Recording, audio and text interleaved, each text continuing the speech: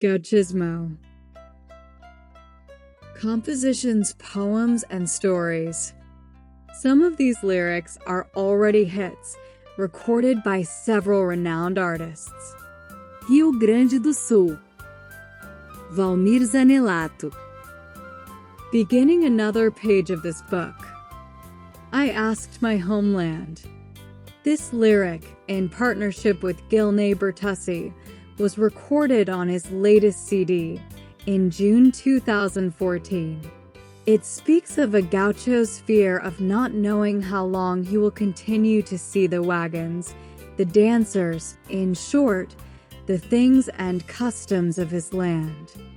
I asked my homeland until which day it will last, how much time is left until I never see again the festivities of my homeland, the dances for courting, the lively gauchos dancing until the sun rises, a couple of lovers holding hands tightly followed by the girls, parents walking closely along the road. I asked my homeland until which day it will last, how much time is left until I never see again the lowing of the cattle, the era of the drover, the mate sipping of the ranch hands sitting around the brazier, the old ox cart creaking along the roads, mourning to the winds across the hills and valleys.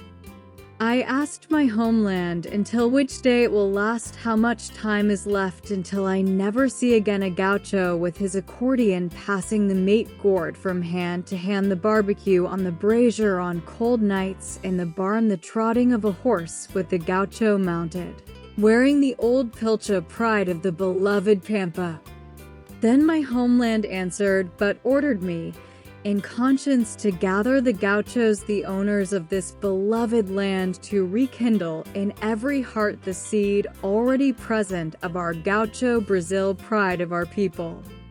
Beginning another page of this book. The last droving. From the lands of the old Malata, early in the morning, it was decided to take a herd toward Vicaria, some well-known men, those rare ones that exist so little in Rio Grande. It was agreed, from Fazenda Bertussi at dawn, we would head out with the herd. We left the farm, aware of the journey ahead. When the dawn arrived, it already caught us on the road. Everyone knew, as they committed to this journey, that together it could be our last droving. In the middle rode Paiseo Cortez, Mano Lima a little behind.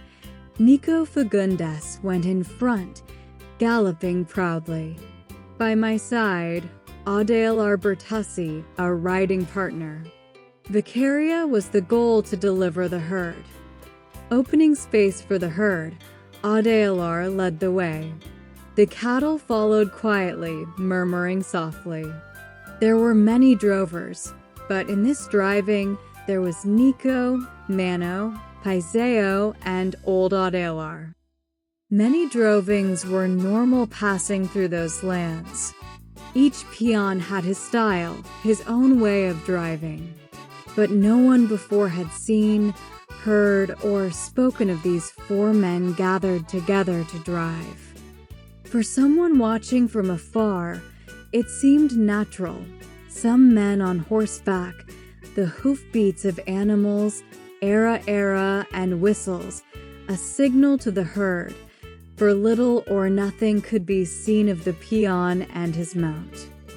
The dust rising made it impossible to see. Only up close could one notice that there went Rio Grande with its style on display, for pillars of the gauchos, examples to be proud of. Their customs and origins were shown in their attire, the four legends of the lands passing along the trail. Foundations, living images, a watercolor of the place. There I was with them, trotting with the legends. Even the patient herd seemed to notice that those men rode beside it. They were important people, roots, trunk, and pillar, who loved the trade, doing it only for love. Many days on the roads they would spend together. In their luggage, nostalgia had its place. With each step forward, they left behind along the green pampas a dew of their gaze. Hard-working gauchos never heard complaining, bent over their horses, shoulders weighed down with the duty of delivery, where they had to deliver on the appointed day and hour what they were driving. Days turned into months without leaving the place. It was the crawling of progress, beginning to crawl. Yet they knew nothing of the good service provided, of shortening the paths, of exploring the trails.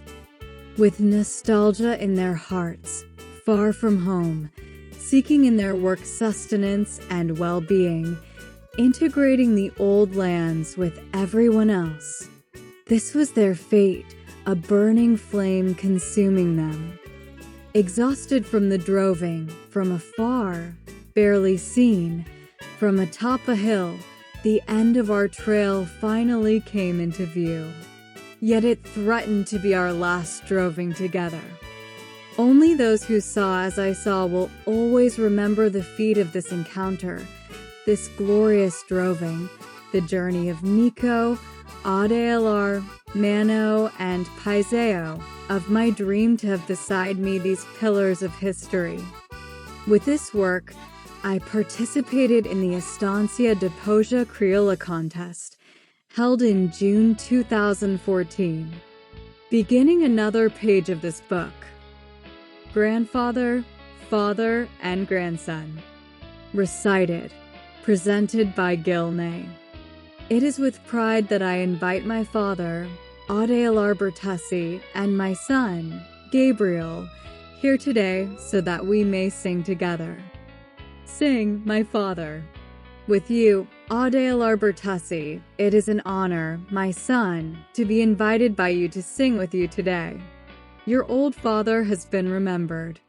You, me, and Gabriel, this beloved grandson of mine, together with the family, carries on since the time of Fioravant, my father always remembered. Sings Gilnay, the honor is all mine, O my old man, father and friend, to fulfill this dream I have asked God a lot. Now with Gabriel, your grandson, who has grown so much, I won't miss the opportunity to make it a reality, my dream, my dear father. Gilnay speaks, and now, with you, my son Gabriel Bertussi. Gabriel recites or sings Grandpa at 7 years old. Today I will sing with you. Alongside my father and you, I will make my dream come true. This boyish dream that I've long been dreaming, together with my dad Gilnay and Grandpa Audiobook, I will take my first step. Sings Audiobook, thank you, son and grandson, for following in my path. A father's greatest pride is seeing his son walk and closely watch his grandson learn the right lessons from Juvelina and Fioravant, who led everyone forward, made the family sing. Sings Gilnay, my father, I thank you for my upbringing. You made of my work an eternal song. Here is your grandson singing, another generation of the accordionists you raised, an inheritance from your father, roots, honor of this land. All three sing together. It is beautiful to sing together, and to have here today the grandfather, the father, and the grandson. Thank you, eternal Father, from the heart with affection, for being here today, me, Gilnay, and the boy, sharing this message of love with the people to hear. I composed this for Gilnay and presented it to him. We are waiting for an opportunity to put this project into practice and, one day, see them, Gilnay, Gabriel, and Audiobook recorded together. March 7th, 2011.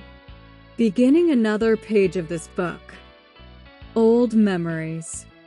I miss the times gone by, the tales and stories from the old shed, when in the late afternoon it gathered the peons to share their feats and drink chimarreo.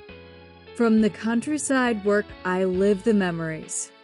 I was a writer, I was also a peon, but today, far away, I recall and sing, cheering my soul and my heart. I miss my land, the place where I was born, where I was raised. A deep longing tells my heart that one day I will return. On weekends, the celebration was grand. Gaucho rodeos, full of tradition, beautiful fandangos, lively and joyful, the most beautiful maidens from my homeland. Time has passed, but I haven't forgotten. Singing, I remember where I was born, the crying accordion, chords of the soul, relics of the times when I was a boy. I miss my land, the place where I was born, where I was raised. A deep longing tells my heart that one day I will return. I miss my land, the place where I was born, where I was raised. A deep longing tells my heart that one day I will return. The inspiration for composing this song, recorded on Gilney Bertessi's CD in July 2014, came to us while we were spending a few days off with our families at Audiobook Bertessi's beach house in Matinhos, Parana, in the summer of 2010. Beginning another page of this book. To the truck driver friend. From Oyapoke to Chue, driving your truck, you go rolling along, feeling lonely. Carrying the heavy load on that long road, you keep steady at the wheel, listening to your song. On the radio, the announcer asks for your attention. It's for you, my friend, that I wrote this song. Crossing states from here to there to here, with longing for your family, rushing to get home. Congratulations, truck driver, who is listening to me now. I'll keep singing for you until you reach home. For you, just like everyone else who hears this song, carry your loves in your heart, longing in your soul. Napping a little, covering countless miles, feeling in your heart the longing for your family. Some call you crazy, but those who know you well, only a few understand your suffering and longing. Knowing your fate, you set aside arguments, neither speaking, listening, or crying, forgetting your feelings. You rarely stop to think, knowing well what love is. Your rosary is the highway. Congratulations, driver. Congratulations, truck driver, who is listening to me now. I'll keep singing for you until you reach home. You, just like everyone else who hears this song, carry your loves in your heart, longing in your soul. With your radio on, always on the same station, you share your emotions with the announcer friend, who is also feeling what the message conveys. With him, you wanted to share your longing and loneliness. You keep going strong on the road, almost there, dreaming of seeing your family embrace you. You've crossed 1,000 deserts, but your destination is certain. Dreaming you can't wait to reach home. Congratulations, truck driver, and don't forget, better to arrive late in this world than early in the next. Quoted words of the radio announcer Valdisai Santos. With a message from my friend and partner Valdisai Santos, I send a big hug from Gilney Bertessi to all truck driver friends. This composition was created by the radio announcer, composer, poet, and singer Valdisai Santos in partnership with Gilney Bertessi and Valmir Zanellato. It will be recorded on Gilney's next solo CD. March 24th, 2012. Beginning another page of this book. Song for Angela. In these verses I sing the joy and the reason behind the greatest motives of my life. Very early, I'm already on the road, following the destiny that our God has given me, still dreaming of the arms of my beloved, sweet mother, gentle beloved of my children. 2 little ones, gifts sent from heaven, one is a boy, the pride of my heart, the other a young girl, my fairest, Prenda, beloved children, blessings that God has given me. And my beloved, beautiful beyond compare, always present in all my days. Even far away, I feel her close to me in a heart that has never forgotten her. Dreaming, I see her walking around the ranch, waiting for me in my long-awaited return. In my chest burns a sweet and bitter longing as she watches the horizon where the road ends. And our love is like a tender romance, a beautiful story, like the theme of a soap opera. But out of jealousy, I present her to no one, not even under torture do I reveal her name. And I truly won't say it. You may tease me, but I won't tell. Do you think I'm that foolish? Is that it? A tribute to a great love that crossed borders and remains firm and alive, an example to be followed. 2008. Beginning another page of this book. My son, when I am gone, have much love for everything, for the little I will leave behind. Perhaps you will not take seriously, as I once did, the keepsakes of your grandfather, almost all of which I threw away. Look, the shotgun I give you belonged to your grandfather, and I used it very little. And it was your Uncle Woolney who placed in my hands this piece of history, the inheritance that remained for me. Todeschini, beloved accordion, old and dusty in a corner. I bought it from Audiobook Bertussi. It cost me so very little. Of what use is it to me now if it does not receive your affection when you feel that I am leaving? I remember our rambles across the hills of Malata, there on the Bertussi ranch. At the memorial, embraced, we lived together as equals, father, son, brothers, friends, unconcerned with age. For all of this, dear son, try to stay on the rails, the path I taught you, which I learned from your grandfather, the right way to walk through life. I erred, and the marks remained. It hurt, but it taught me the trade. I do not intend to go so soon, and I do not tell you this out of fear that you will do foolish things. Water from the same spring, so quickly you have shown yourself to be.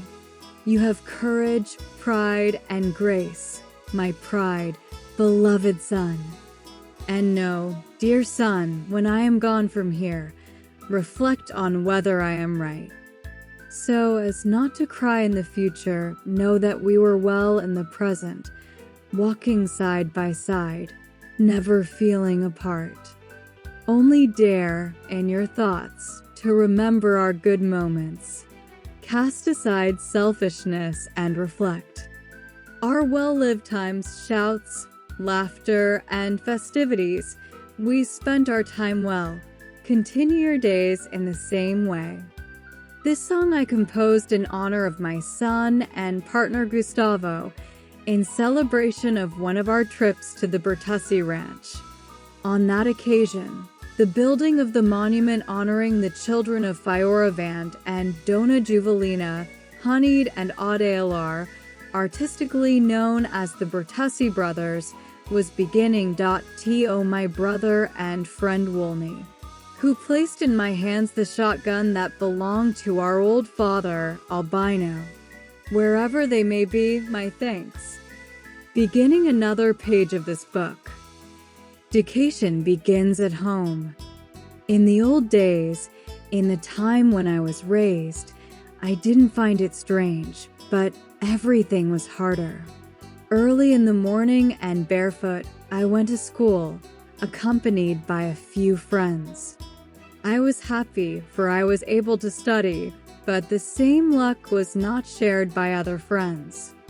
I was raised in the old traditional way. My family set good examples for everyone. In those days, you didn't insult the teacher, and education came from inside the home. Good habits spread with the winds, and education came from inside the home. Good habits spread with the winds, and education came from inside the home. Nowadays, the teacher takes the blame when parents give the wrong upbringing. In those days, if you weren't educated at home, the teacher would educate you by force. For if the student was a real troublemaker, the teacher would educate him by force. Education only blossoms in society if it is planted early within the family. For a society to have roots, a strong foundation, it must mirror a good family. If a good tree bears good fruit, its seed deserves to be planted. If a good tree bears good fruit, its seed deserves to be planted. It is far wiser he who listens, the saying goes, and the teacher and the school are there to teach, not to educate rude students whom the parents had the duty to educate at home. If a master speaks, the student lowers his ears. This is a wise proverb for all to remember. Nothing against the laws, but children of the old days all studied, played, and worked. If a child works today, the father is sued, and good habits have become a thing of the past. Inside the home, it is the TV that dictates the rules, and good habits have become a thing of the past. Inside the home, it is the TV that dictates the rules, and good habits have become a thing of the past. Parents raised their children in their own way, and they were taught far better than today. They had respect for their elders and for school, and one did not see the bad examples of today. No matter how mischievous a kid might have been, he was far from the examples seen today. Whoever has forgotten, push your memory a little. Remember the past of those well-mannered people. Teach your children by speaking of the old days, for education begins inside the home. Tell the family the good old saying, that education begins inside the home.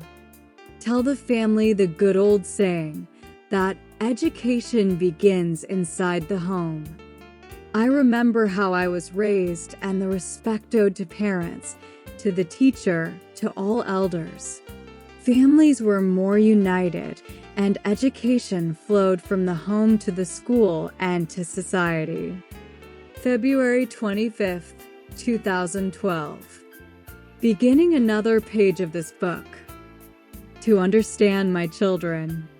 One of these days, without meaning to, I started thinking about my world, my wife, my son, and our home. I have forgotten, left everything aside. My old dreams have become things of the past. I no longer see joy upon my face, and in the mirror I feel a certain shame for remembering old dreams long gone and wondering how I could have left them all behind. What I used to do to my parents long ago, my children now do to me each passing day. Only at dawn they arrive, without warning, and this brings back memories of my past. Today they do to me what I once did. The difference lies only in the time and day. What I did to my parents without noticing, my children now do to me each passing day. To understand my children in what I used to do, what they do today, I once did in other days. What my children do to me today is what I once did to my parents long ago. And thinking with love, I then realized, inside me, I searched for the old flame. I discovered that nothing had died. My old dreams were only sleeping. I noticed that my old dreams of long ago also blossom in the youth of today. The dreams I once had, so long ago, I saw them strong in the dreams of today. To understand my children in what they now do, what they do today, I once did in other days. And what my children do to me today is what I used to do to everyone long ago. If someone says they no longer understand their child, it's because they forgot the child they once were. To be a good father, better understand your children. As a good child, think more to be a better father. To understand my children in what I used to do, what they do today, I once did in other days. And what my children do to me today is what I once did to my parents long ago. In the early hours, worried, unable to sleep, and during my long wait for my children to return home, I picked up a pencil and scribbled this song. February 10th, 2013. Beginning another page of this book. Gaúcho Brasil. From south to north, from east to west, in every throat it is the same song. It goes from mouth to mouth, on radio and television, and all over Brazil they sing in the same tone. This is a sound of gauchos, dressed in pilcha or not, that springs from a chest that has a heart, that is spoken and sung in every song. Being a gaucho is a state of pure emotion. It doesn't matter the age, the motive, or the reason, whether you stand on one side or the other. We are all one, we are all brothers. This should be the motto of our nation. Let us move forward with will and unity, bridging the distances of this great land. In this moment, let us extend our hands and embraced, let us sing our song. This is Gaucho Brazil, in pilcha or not, advancing with strength and courage in every direction, singing with great pride the same song, that there is a gaucho in every heart. They fill every corner of this vast Brazil, a great legion stretching beyond sight, whose singing reached other countries, bringing pride to our nation. This is Gaucho Brazil, in pilcha or not, beating alive in the soul of every heart, inviting all, with great emotion, to sing together one same song. Our singing and sway cross all borders, making the whole world move. In the rural rhythm, pagoda, or axe, in samba circles anywhere. Everyone is talking about Gaucho Brazil. Newspapers, radio, and TV don't stop speaking of it. They already imitate our customs, our speech, our dances. They even want to globalize our roots. This is Gaucho Brazil, in pilcha or not, advancing with strength and courage in every direction, singing with great pride the same song, that there is a gaucho in every heart. Spreading its image through song, wrapped in the cloak of its emotion, this is Gaucho Brazil, whether one likes it or not. Being a gaucho is a state of pure emotion. It is in all of us and in every heart, this feeling of love for our homeland, of a united country without owner or boss, who sing the same song, all embraced. From south to north, from east to west, in every throat there is but one chant. It goes from mouth to mouth, radio and television, and all over Brazil they sing in the same tone. This is a sound of gauchos, in pilcha or not, that springs from a chest that has a heart, that is spoken and sung in every song. Being a gaucho is a state of pure emotion. This is Gaucho Brazil, in pilcha or not, advancing with strength and courage in every direction, singing with great pride the same song, that there is a gaucho in every heart.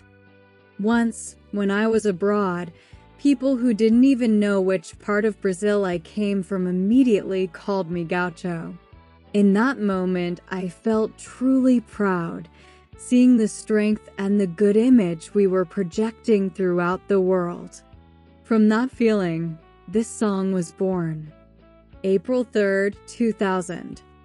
Beginning another page of this book. Little Gaúcha of Pecho.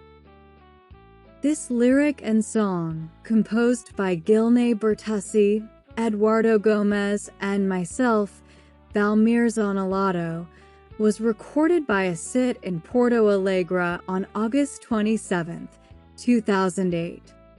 Beautiful brunette Morena, with your flowing, swirling dress, you have a contagious smile, curly hair full of finesse. The moment my eyes saw you, I fell in love right away. My heart keeps begging softly, I want to be your beau someday.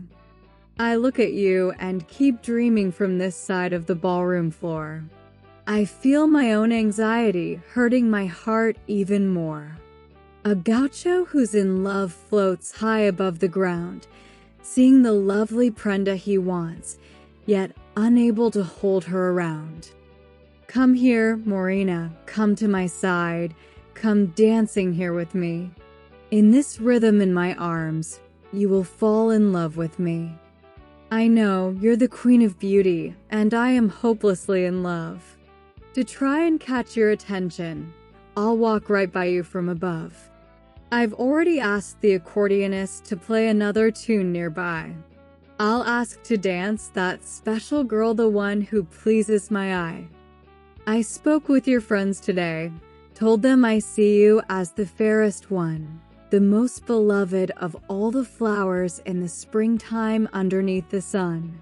I hope they go and tell you that you're adored, little gaucho of passion, you're the one I'm longing for.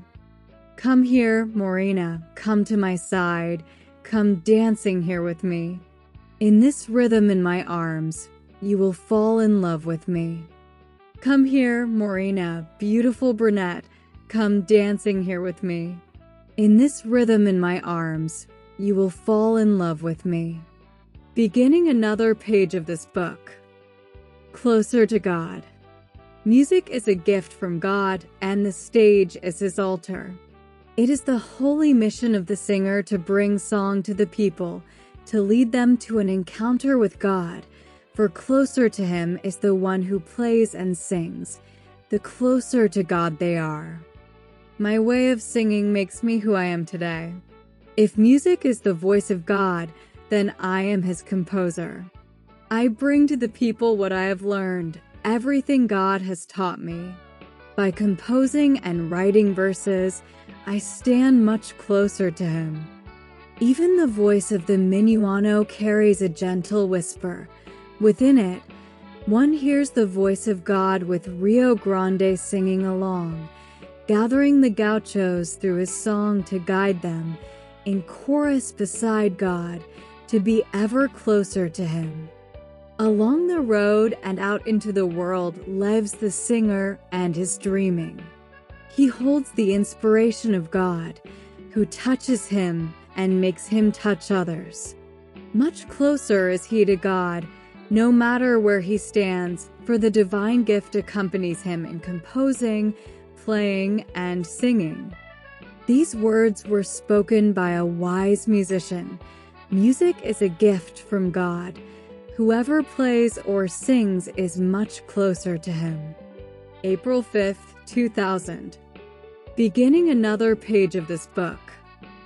2 handspans from the ground. These verses recall the sleepless nights when, lulled by a sip of canha, by the spell of the accordion, and with a beautiful lady leaning against his chest, the cowboy felt himself 2 handspans from the ground. He forgot the world outside and, missing not a single step, danced the whole night long, believing that even that was still too little. October 19th, 2008. He has on his face a smile that draws attention, her swirling dress, decorating the dance hall, and her dark eyes the glow of the ranch house pressed close to her body. He hears her heart. Thus is tamed this rough cowboy by the lovely lady who calmed the storm. He loses himself in frenzy in the sway of the hall calm, without his pipe with his woman in hand. And with the lady spinning 2 handspans from the ground in this sweet caress, the cowboy is tamed, his legs trembling with so much emotion defeated. He surrenders to his newest passion.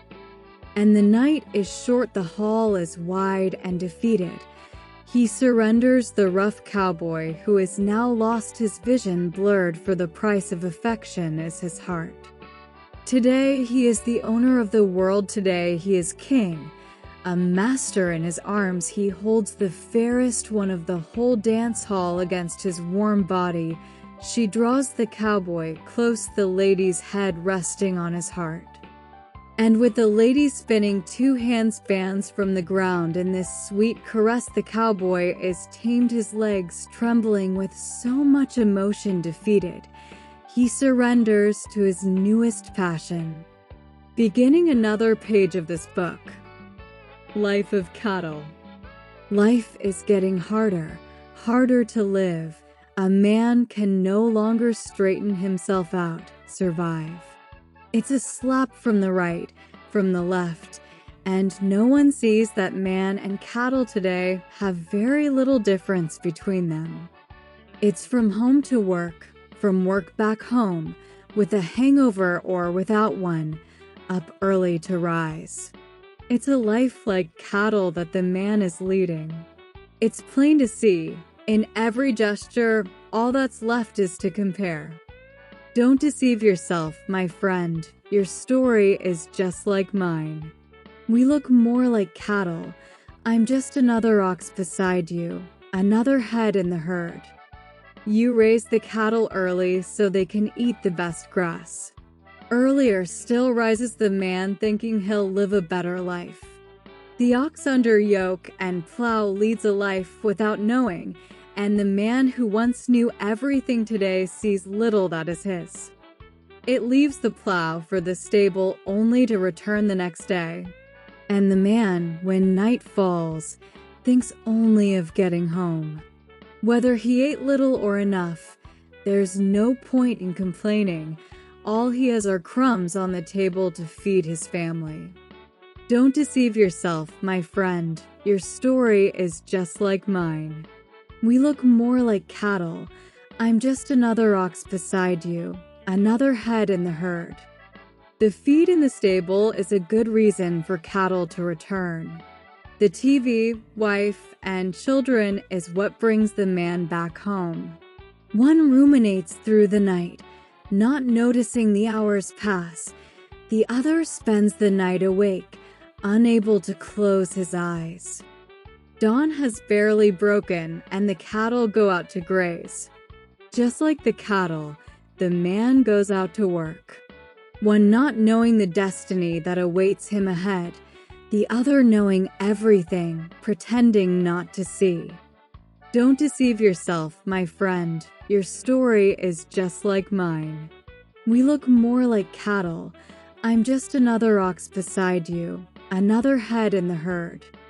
One of these days, watching the great mass of workers in their constant back and forth, I stopped to observe and felt that the situation in which man finds himself is quite similar to the life of cattle.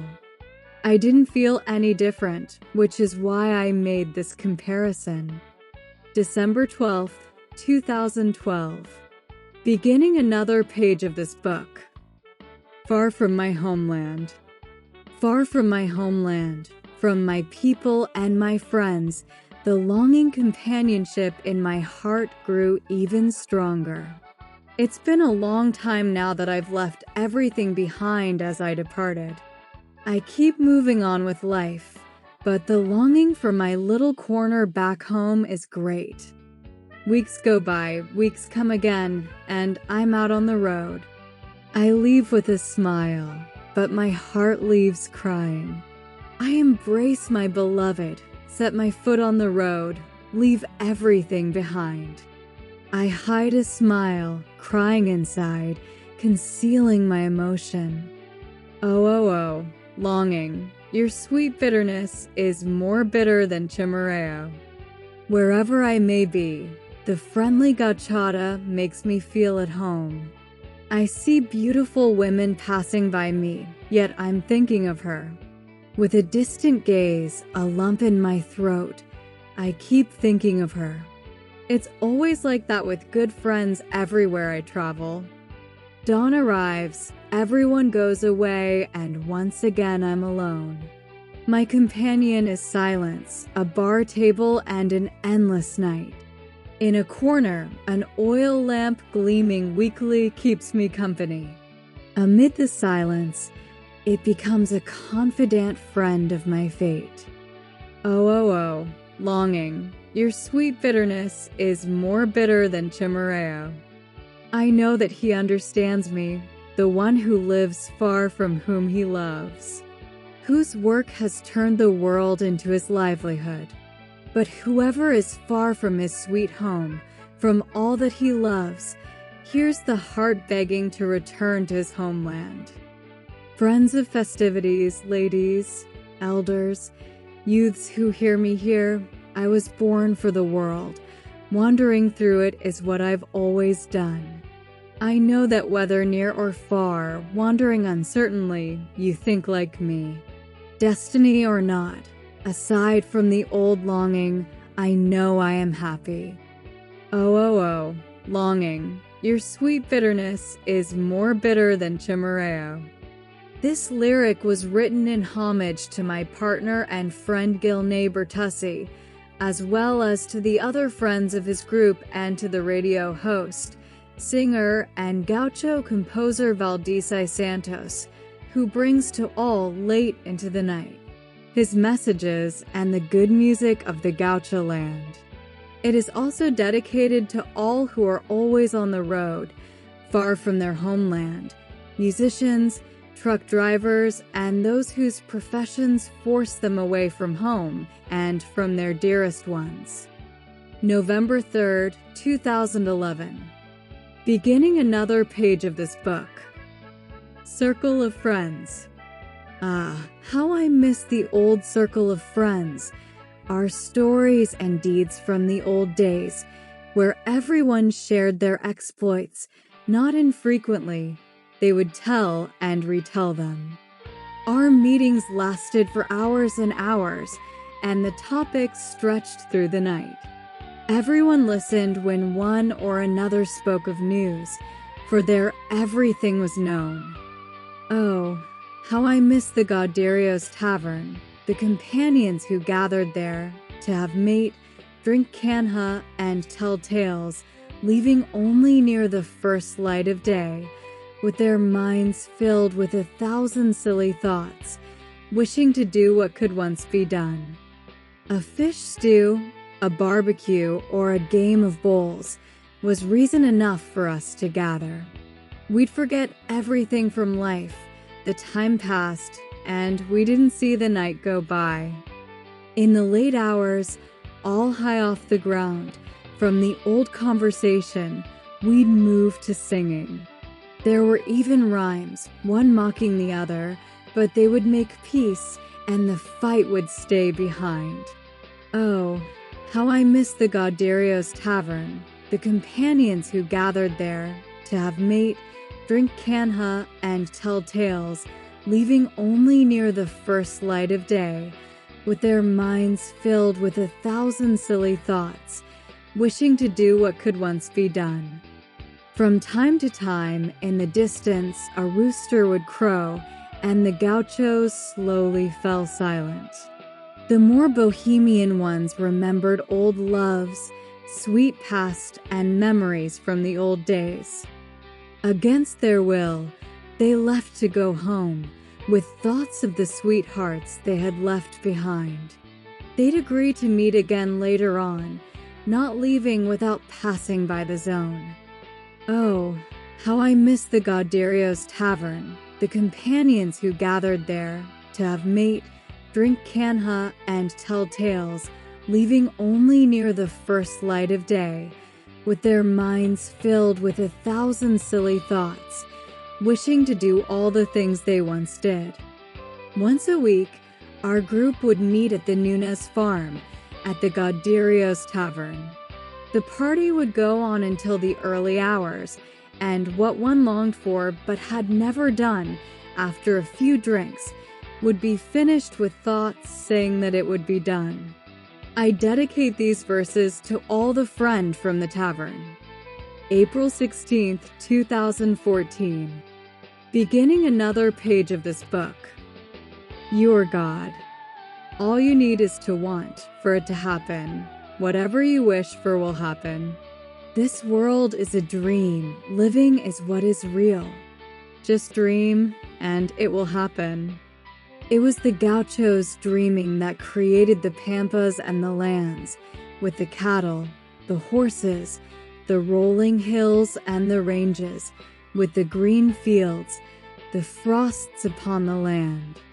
It was the Gauchos dreaming that created the pampas and the lands. All you need is to want for it to happen. Whatever you wish for will happen. This world is a dream. Living is what is real. Just dream, and it will happen. Every dream is real. You only need to believe. From a dream the world was made. Everything was transformed. It is the mind of man that makes the world change. Every dream is real. You only need to believe. All you need is to want for it to happen. Whatever you wish for will happen.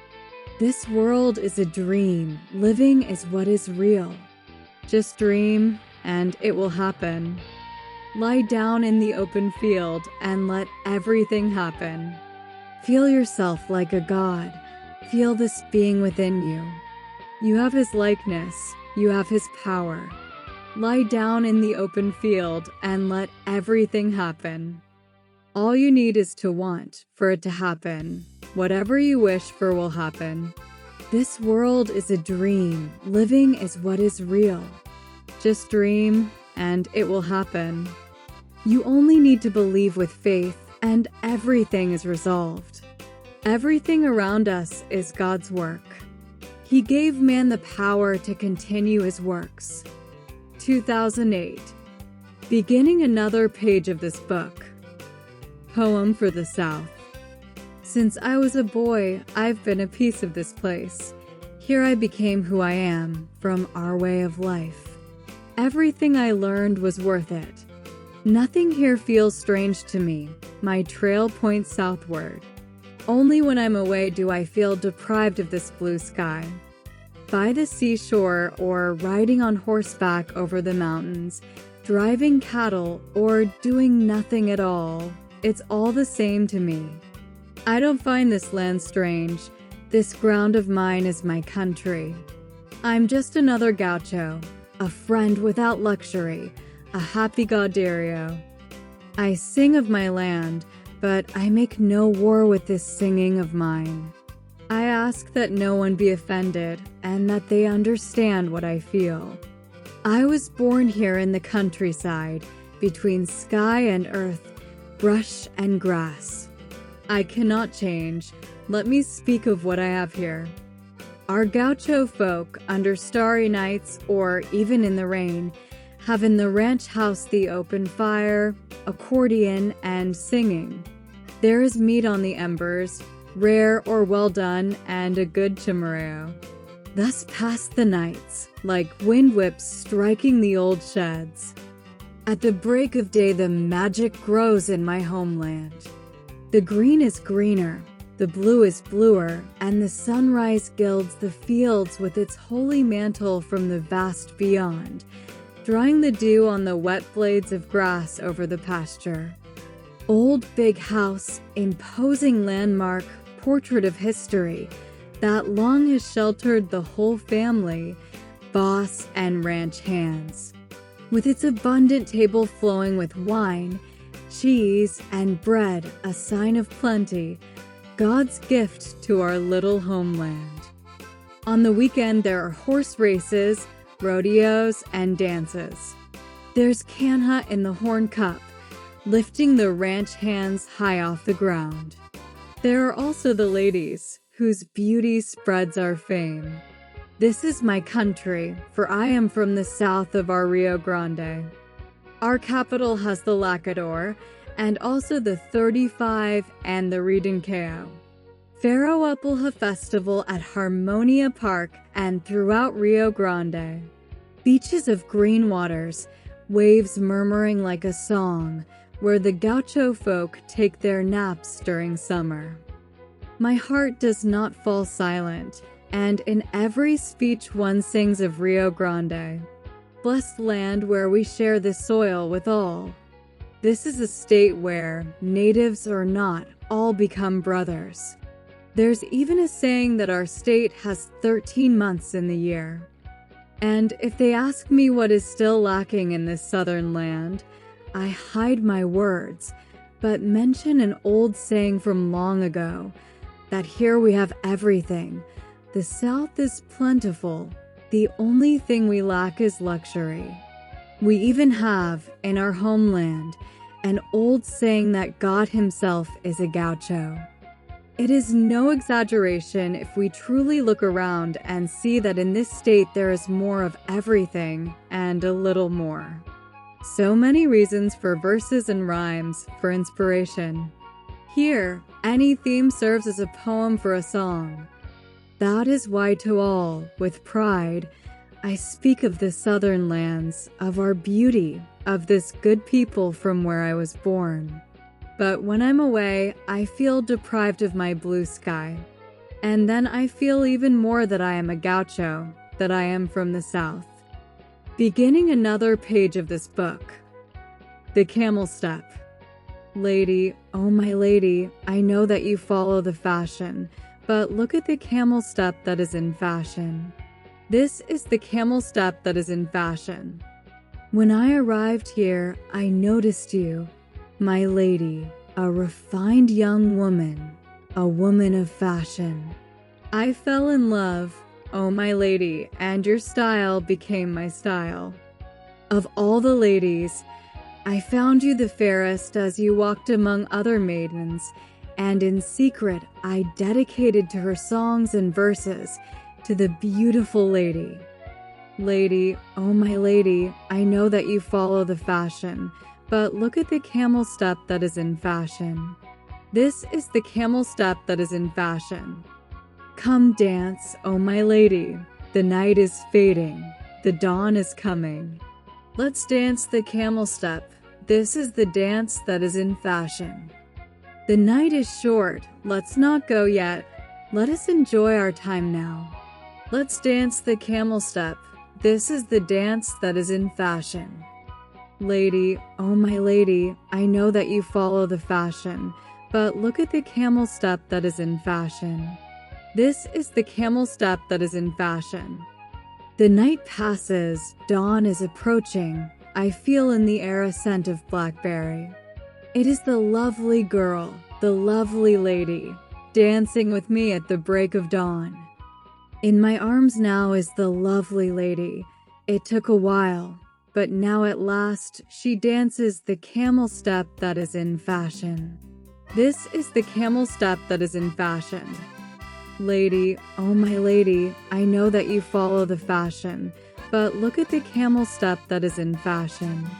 This is the camel step that is in fashion. Hum, hum, oh hum hum, hum, hum, hum, oh hum hum. But it's the camel step that is in fashion. It's the camel step that is in fashion. Hum, hum, oh hum hum, hum, hum, hum, oh hum hum. But it's the camel step that is in fashion. It's the camel step that is in fashion. The camel step is a song inherited from the elders, widely sung during the long nights in the old Sao Pedro colony, now Dom Pedro de Alcantara. With these lyrics, partly written by me, I offer a simple homage to old friends. My most sincere gratitude to the companions from the Bolicho, Woolney, Nildo, Nadal, Carlos, Adilson, Idmar, Nelson, Zamir, Valdwar, Valdirio, Vanio, Adamir, Beto, Tao, Taninho, Mario, Afranio, to my friend, writer and poet Elio Morera, and to many others who, always so present, keep my longing alive. To all of you, I dedicate this song, which is a landscape of memories from my homeland. January 12th, 2012. Beginning another page of this book. Your image. Longing goes with me wherever I may go. I see your face imprinted, your name in every place, tormenting my days, choosing no time or place. In everything, your image is there, making me remember you. Wherever I may be, you are there with me.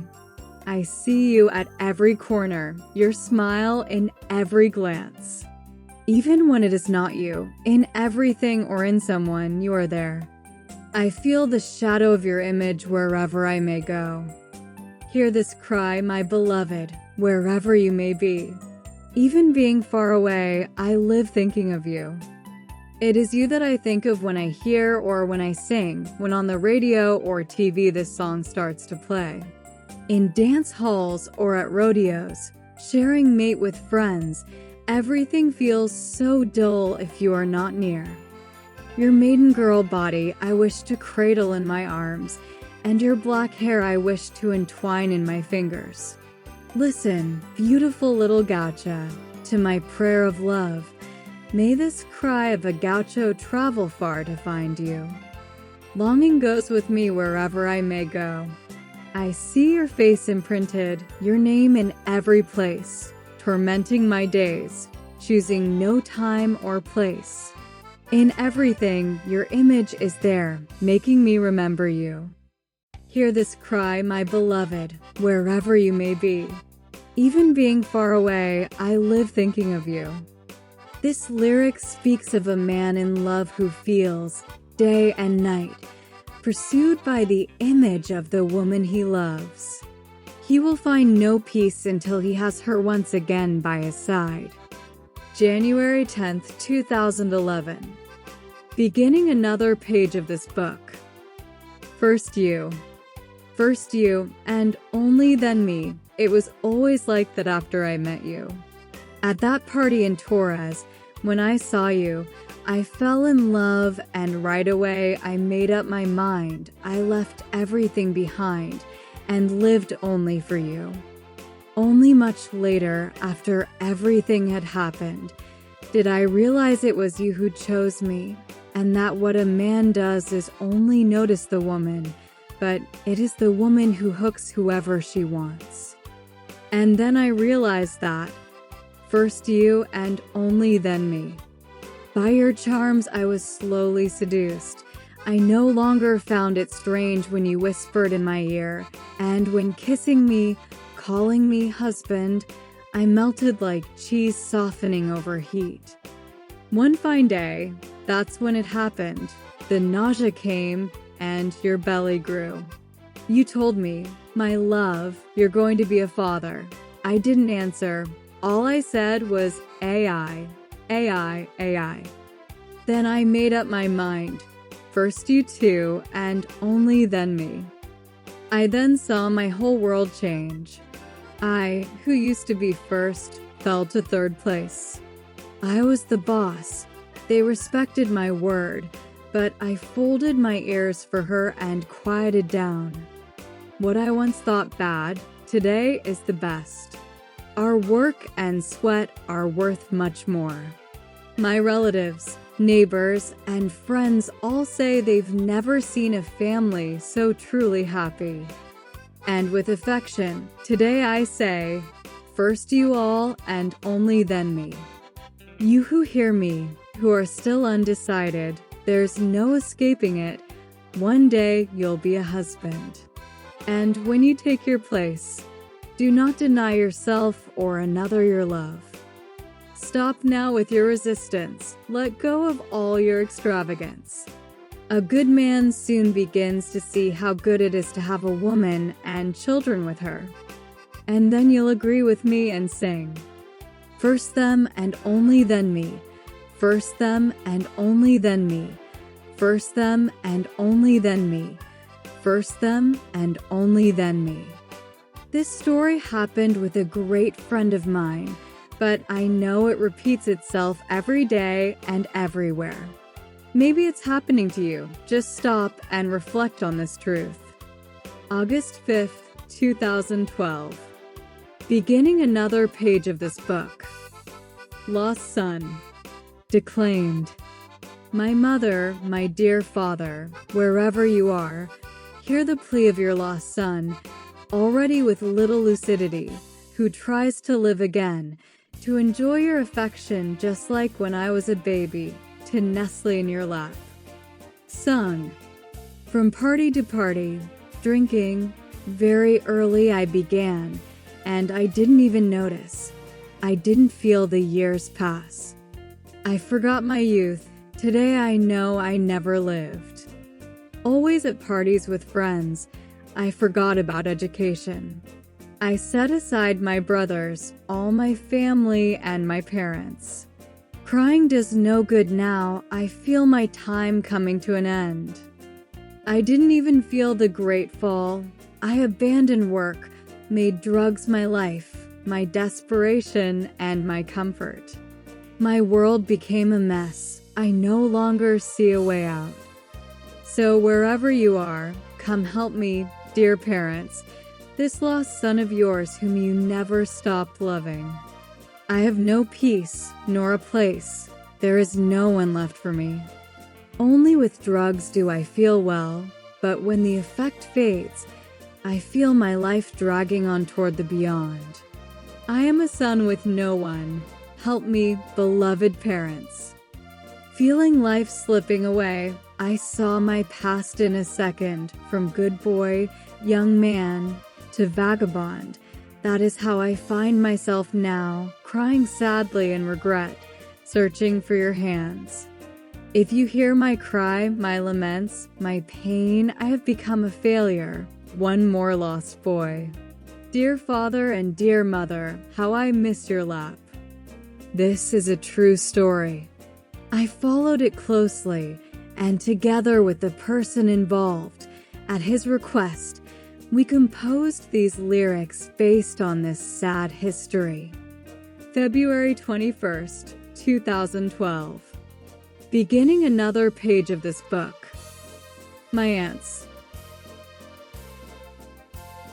On Friday, I went to visit my aunts and the jealous ones without aunts didn't understand. In that house live my beautiful aunts who welcomed this nephew long ago. I, who am alone, have only my aunts who console me and fill my world.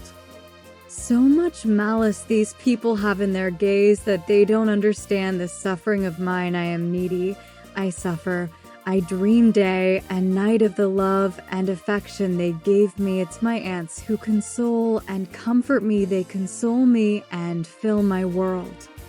They're my aunts, folks. They're my aunts, the aunts that this world has given me. They are my aunts, folks.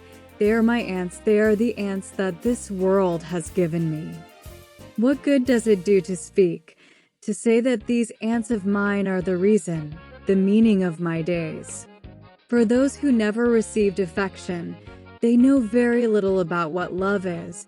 What they long ago forgot, the rabble only disturbs and speaks ill of the one who never forgot his aunts.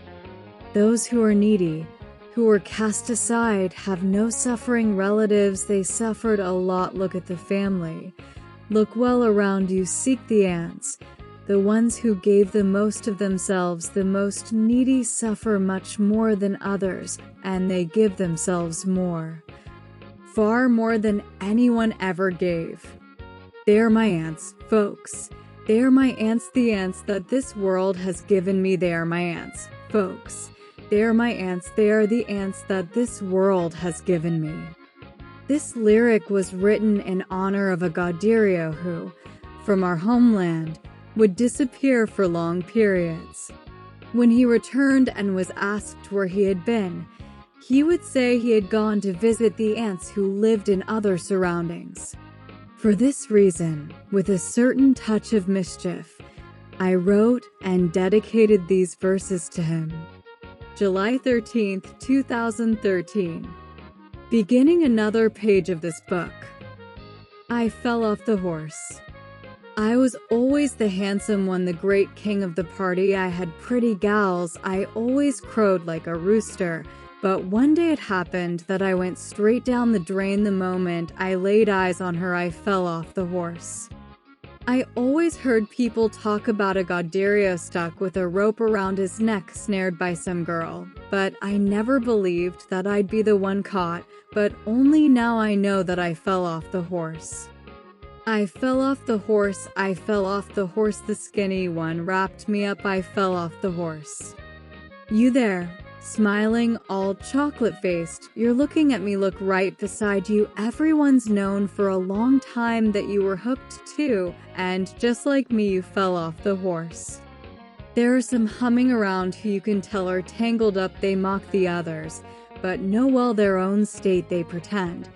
Make little eyes, say they've never been in love, they're on the ground, and don't even know that they fell off the horse. You fell off the horse, you fell off the horse, the skinny one tangled you up, you fell off the horse.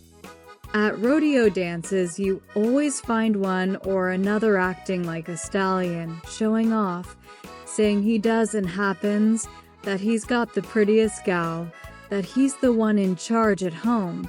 But the truth about the so-called tough guy doesn't always come out. And usually in these cases, the one who really crows at home is the woman. Beginning another page of this book. Showing her claws. I've been together for more than 8 years with this girl. My Cinderella, she's super into me, and I'm way more into her. My little sweetheart calls herself a cat and says I'm her cowboy, her little tomcat, but she changed after the wedding when she saw that ring on my finger. 'Cause that's when my sweet little darling started showing her 10 claws, left me sucking my thumbs, I'm scraping by. Living on scraps, I can't even lay a hand on her, she seduces me. Sings, dances, wiggles, showing off her plump little body when she checks herself out in her nightgown. I'm drooling like a newborn calf, hungry, tightening my belt in sickness, pleasure, and joy. She made that vow in the chapel in front of 300 witnesses that she'd be all mine and only mine, but now that we're married, she denies me her product. 'Cause my sweet little darling started showing her 10 claws, left me sucking my thumbs, I'm scraping by. Living on scraps, I can't even lay a hand on her, she seduces me. Sings, dances, wiggles, showing off her plump little body when she checks herself out in her nightgown. I'm thinking of combing my hair backwards and leaving my beautiful beast, but she sensed my bad intention and threatened to beat me with her sandal. So now I live only around the house, only go out with her permission. I'm skinny, weak, washed out, looking like I've got yellow fever. 'Cause my sweet little darling started showing her 10 claws, left me sucking my thumbs, I'm scraping by. Living on scraps, I can't even lay a hand on her, she seduces me. Sings, dances, wiggles, showing off her plump little body when she checks herself out in her nightgown. I got married to be the owner of the product, but instead I fell into a trap. I fooled myself and got fooled. I'm feeling the yellow warning light for you who are listening to me, who depends on her boutique. Wake up, open your eyes. Partner, live out this little novella of mine. It may be that your sweet little darling starts showing her 10 claws, leaves you sucking your thumbs, makes you scrape. By living on scraps, you won't even lay a hand on her, you'll drool, while she wiggles, showing off her plump little body when she checks herself in her nightgown. 'Cause my sweet little darling started showing her 10 claws, left me sucking my thumbs, I'm scraping by. Living on scraps, I can't even lay a hand on her, she seduces, sings, dances, wiggles, showing off her plump little body when she checks herself in her nightgown. Many unsuspecting Gauderios have been caught by this surprise, only discovering much too late that they fell into a trap. 2010. Beginning another page of this book. She wants to get married. Everybody's dancing, but in a corner, pretending otherwise, there's a long-necked heron keeping an eye on you. She acts like she wants nothing like love's the last thing on her mind. Watch out, cowboy friend, 'cause she wants to get married. She pretends indifference, getting ready to strike, smiles, talks, bats her eyes. She wants to get herself hitched in this game. Anything goes, you better know how to play. Watch out, cowboy friend, 'cause she wants to get married. 'Cause what she wants is to get married. What she wants is to get married, to put a collar on your neck and then saddle you up. What she wants is to get married. What she wants is to get married, to put a collar on your neck and then saddle you up. Many married cowboys already fell for this trap, and after the wedding turned into doormats, into nothing, got roped in for good, just like the old folks say. Only later they realized that all she wanted was to get married. You there, you were warned but greedy. You wanted to try, now you're tied up in the rope, and now you've gotta endure. Look closely to your side, there's another cowboy copying you, not knowing about the snare that she wants to get married. What she wants is to get married. What she wants is to get married, to put a collar on your neck and then saddle you up. What she wants is to get married. What she wants is to get married, to put a collar on your neck and then saddle you up. As an old saying goes, that's the end of everyone. Still, in every dance hall the same story repeats itself, and sooner or later, one of them, pretending disinterest, catches some poor fellow off guard. Beginning another page of this book. In my South. In my South, in my South, everything is bluer, everything is bluer in my South. In my South, in my South, everything is bluer, everything is bluer in my South. In my South, in my South, everything is bluer, everything is bluer in my South. It wasn't because I was born here that everything is this way. It wasn't because everything is this way that I was born here. It was God who said so in his pure being that here, as everything is, this is how it should be. I look far away and see, stretching to the horizon, my magical world that I've known since childhood in other lands. I don't feel the same safety. I'm a grown man, but here I'm always a child. In my South, everything is bluer, everything is bluer in my South. Nothing matters more in my world than my horse, than my weekend there at my rodeo, the glances of lovely young ladies in my direction, my canha, my barbecue, my chimarreo. The wood stove, the pine knot burning, the accordionists, the troubadours, the legend Adele are the good examples, the respect, the greetings, and at farewells, everyone shaking hands. In my South, everything is bluer, everything is bluer in my South. Nothing matters more than my countryside, my solitude, my accordion, verses, musings, and futile dreams, my achievements, my attempts, the disappointment, my dreams, the world of my imagination. My dreaming of the girl who never looked at me, of the other by my side, who raised my children, who made me forget the old dreams of the past, but whom I still keep in my golden dreams. In my South, everything is bluer, everything is bluer in my South.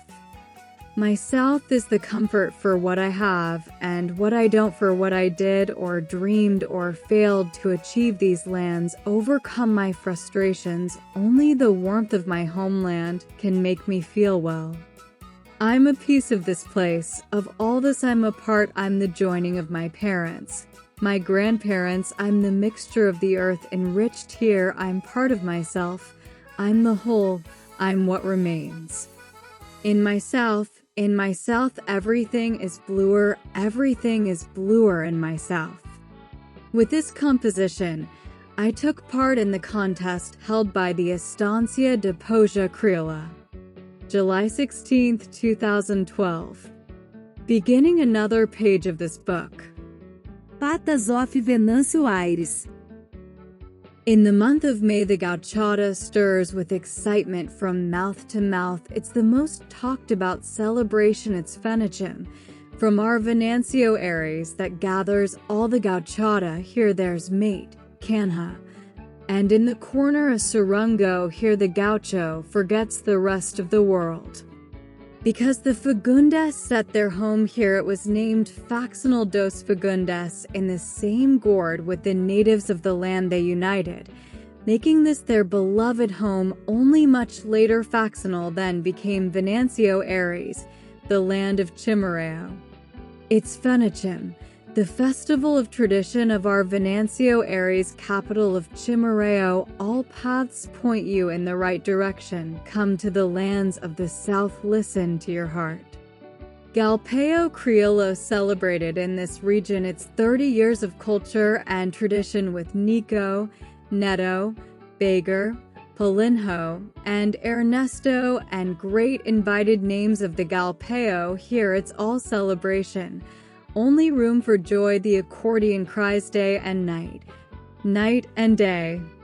Whoever doesn't know it up close should come see the good customs, the friendship, the goodwill, the lovely prendas, the manners of the gauchada, the tradition, the dances of the Seat Gs Fenichim, a festival of tradition. Venancio Aries, the capital of Chimareo.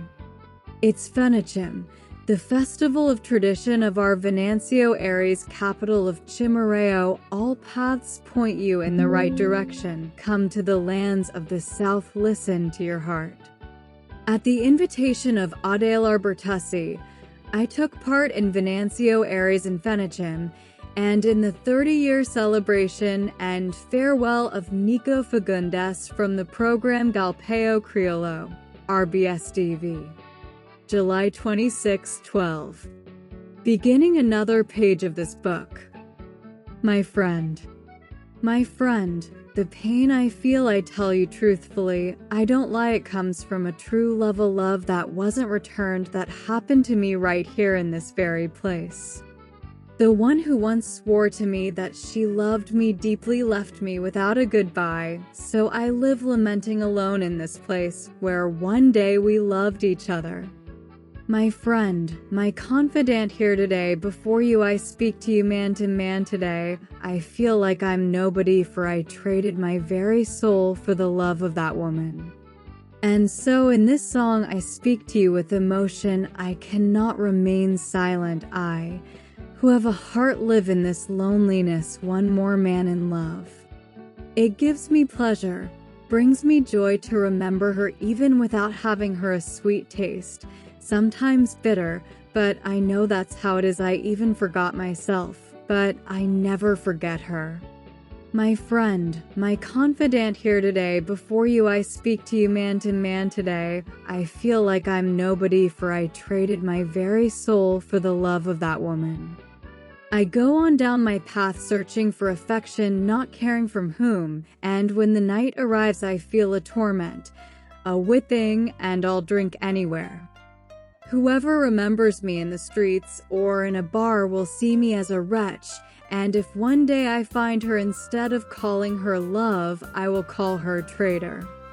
My friend, my confidant, here today before you I speak to you man to man today. I feel like I'm nobody, for I traded my very soul for the love of that woman.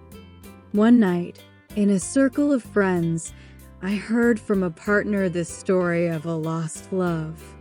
And so, right there, in partnership, this lyric was born.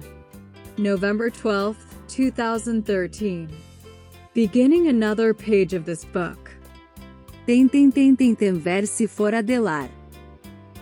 Whoever goes up one day to visit the highlands, to see the living legend of the Pagos, of Dois Irmãos, Adelar, one of the existing myths riding graphite, for that is the name of his horse, which you'll find across the pampas. He has become a living statue, we must point that out. Such a common event as this has never been heard of, that a man, while still alive, would be honored by someone with a great bronze statue, a source of pride for the place. It is Audélar Bertussi, a novelty throughout the world, who has played since he was a boy, since the time of Pedro Raimundo, colleague of Luis Gonzaga, who visited the Mulata, there near Craiova, at the ranch where he lived. Whoever does not know should come and see the writing there in the ranch house. Luis Gonzaga wrote it in the shade of infinite blue on the ranch house wall, a tribute to the Bertussis when, at their invitation, he stopped there for a visit. For those who have never seen it, here is the text attached. Zanellato photographed it when he visited there. At Adelar's invitation, he also recorded it on tape, which is kept at Fazenda Bertussi, available to all visitors. Through Audélar Bertussi and with great admiration, Maestro Fioravant, his father at heart, conducted his band, leading it to perfection. Following in his father's footsteps, that was his decision. His passion for his father was stamped upon his face, and whatever his father loved most, he too cherished. Everything he held in his soul, he showed with great fervor when he opened his accordion. The boy became a man. Our living legend marked his path early, at the side of his father Fioravant, never leaving him alone. To his mother, Juvelina, he dedicated great affection. One foot on the road, one at home, that was the young man's motto. Do not let the legend die. To know the legend, come with me, my friend, to the highlands up in the mountains. See the people of the land taming, raising, and riding. Even at his 82 years, he still ropes cattle. It's no rumor, come and see the living legend of the Pagos, who does what he says while singing, a master on the keyboard. To hear him sing, people come from everywhere, and even over in the States his name is renowned. To speak of Audélar one needs a great deal of space. To recount all his feats would tire anyone.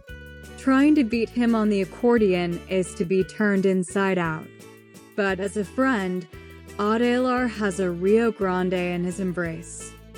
From a project not yet fully completed, here narrated the great achievements of the musician Audélar Bertussi. Included in these verses is part of the introduction yet to come. 2009. Beginning another page of this book. My father Audélar Bertussi. With dust covering his body, he feels his time passing. With longing as a companion in his chest, the tropero heads back to his homeland. Head down, pondering life, I see my father beside me, deep in thought. It is my old Audélar Bertussi, dreaming of times gone by. Far off, catching sight of his ranch, he sees smoke announcing his arrival. He knows there are chimarreo and barbecue, and friends waiting for him there, eager for his return, to hear his accordion playing, to listen to his deeds, his story. It is always this way when my father comes home. Already settled into the comfort of the ranch, he tells of his journey. Beside the fogo de chao, he rests his body as he leans back. It is my old Audélar Bertussi, sharing chimarreo with friends, narrating his story, telling the tale of his Rio Grande. With dust covering his body, he feels his time passing. With longing as a companion in his chest, the tropero heads back to his homeland. Head down, pondering life, I see my father beside me, deep in thought.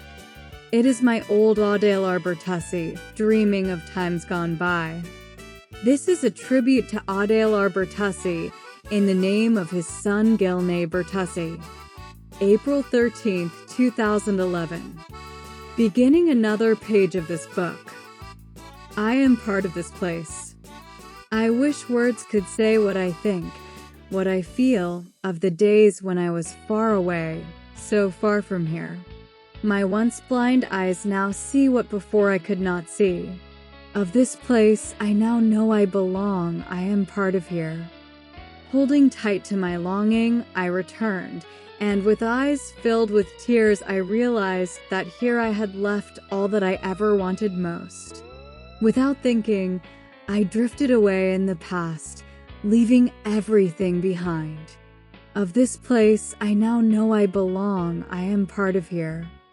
I am part of here. I am a piece of you. Thank you, old master. Thank you, my homeland, for letting me be part of you.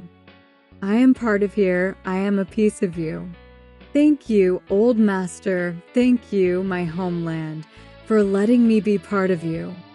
It was the boy who once left who brought me back here today. He came to remind me that of this I am part of here. To see once more my father, my mother, my forgotten brothers. Today I return by the hands of the boy who still lives inside me. With longing and a tightness in my chest, I see my homeland again, my house, the path to school where I walked so many times. Teacher, dear friends, where have they all gone? There, so far away, forgetting everything. Only then did I feel truly alone. I am part of here. I am a piece of you. Thank you, old master. Thank you, my homeland, for letting me be part of you. I am part of here. I am a piece of you. Thank you, old master. Thank you, my homeland, for letting me be part of you. Thank you, my homeland. Thank you, my God, for being here today, for receiving with open arms your son who once left, who left roots behind, and for that returns today in longing, a grown man, sensible, older now, and yearning for you. I walk upon the herbs of the pasture in the falling afternoon, across the fields and the green carpet that covers my ground. In the silence of the old homestead, here where I was born, singing an old refrain, I become a boy again. I am part of here. I am a piece of you. Thank you, old master. Thank you, my homeland, for letting me be part of you. I am part of here. I am a piece of you. Thank you, old master. Thank you, my homeland, for letting me be part of you. After a long time away from the land where I was raised, I returned with immense longing to revisit the places where I spent the best days of my life. I was already a grown man, but inside me the nostalgic boy who had been born there still lived. Beginning another page of this book. The Drover of Gaucho Music 1. This is the old accordionist of these lands who once promised and today is here again, who comes singing with joy for these people. I am the living legend, the joy of this folk. I am the drover of Gaucho music. I am the living legend who is here again. Wherever I pass, only longing is what remains. My heart I have shattered into more than 1,000 pieces. I leave memories wherever I have been. I carry from everyone the memories of where I walked. It is always so for one who is born for the world. I give back a little of what I have received. When the sun goes beyond the rolling hills, little by little the lights come on in the sheds. I arrive asking for a place to stay. It is always thus wherever I have passed. And I keep playing with joy for my people. Tomorrow belongs only to God. I know that well. I am the drover of Gaucho music, the living legend who keeps crossing these lands. I am here to embrace this people with my own way, sipping bitter mate. I am Audiobook, drover of my land, the living legend, the drover of my home. I am not so old, but ancient is my fame. It almost seems I have lived much longer. More than 1 million friends I will leave behind when one day I bid farewell from here. I carry within me all those I have known. I stay with all who remember me. It is not easy for me to divide all of myself, to leave a piece with everyone I love. I leave my body as a legacy to my land, my voice, the touch of the accordion, which, added to my love, goes out to all who loved me, and in all else, I go on loving everyone. Today I say goodbye, promising to return again. I leave my embrace and my firm handshake. It is from the drover of Gaucho music, this embrace and this handshake. It is from the drover of Gaucho music, this embrace and this handshake. I sought, with these lyrics, to offer a sample of how one might represent the old Audiobook Bertussi in his wandering across all these lands. October 16th, 2012. Beginning another page of this book. Gaucho Legacy. Standing before you with great emotion, at the soul's whisper the heart sings. It is the sound of my homeland, humble and without luxury. It bears the Gaucho stamp, the Gaucho legacy. Notice the attire, the Gaucho dress, distinctive clothing of Gaucho Brazil. Keep this image of order without luxury, for in our souls we are the Gaucho legacy. Climbing up or coming down from the stage or the hills, the same song always dwells within our chest. With Brazil singing a pampas without luxury, in the voice that becomes the Gaucho legacy. And you who hear me, if you wish to draw near, come have some mate, then share a barbecue. To be well received, forget about luxury. Sing the voice of the homeland, the Gaucho legacy. For those who wish to know, and those who are in doubt, whether we are from Rio Grande, Santa Catarina, or Parana, we have a Gaucho soul. I say without luxury. From the lands of Torres comes the Gaucho legacy. Composition made in partnership with Gilney Bertussi for the group Legado Gaucho from the city of Torres in the year 2009. Beginning another page of this book. The drover of Gaucho music too. He is the drover. He is the drover. He is the drover of Gaucho music. He is the drover of Gaucho music, arriving joyful and proud. He carries stamped upon his chest a blended heritage, blood of the highlands, the pampas, and the missions. He is the living legend once more crossing the lands, leaving marks wherever he may pass. He leaves joy, many hearts in love, but no one ever ropes the shadow of an old myth. He spurs his horse in search of a dance, head held high, eyes fixed on the horizon, yet he only ties his beloved mount if he is called and asked to dismount. He loosens the saddle, the old accordion in his arms, already stepping in, the plaintive sound ringing out. There is only shouting, clapping hands, cries for an encore. With his fingering, he pounds the old accordion. In his smile there is an old trademark sign. He draws the people in, and by them he is loved.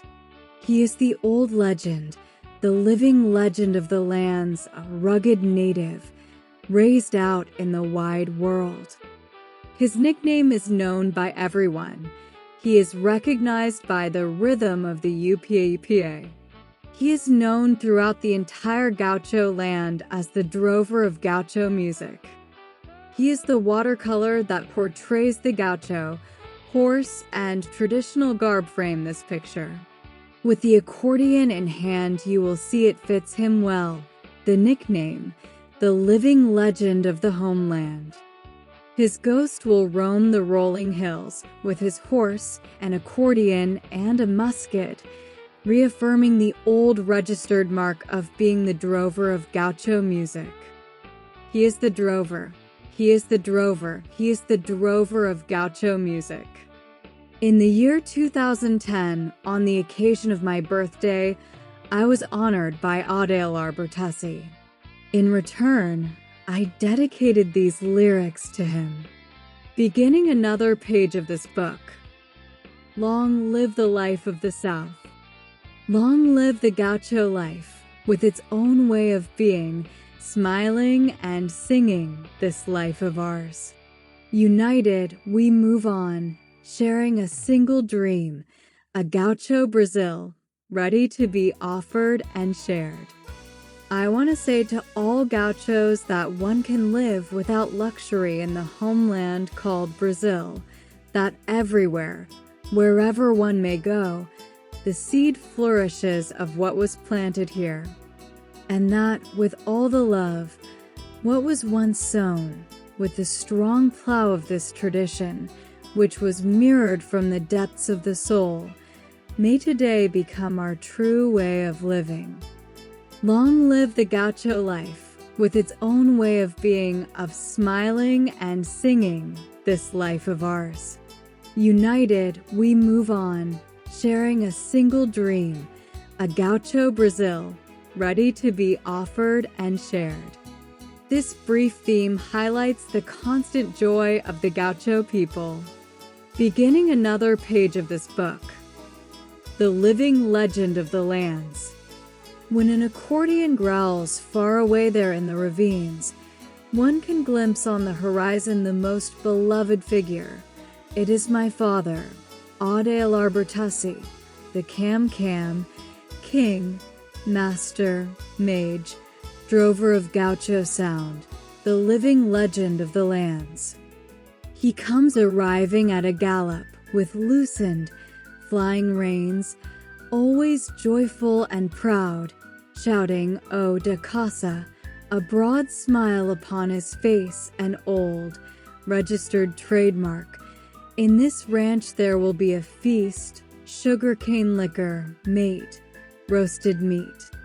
Only in the late hours of dawn does the inquisitive accordion fall silent, the heart of this Gauderio, with a festive kindred soul.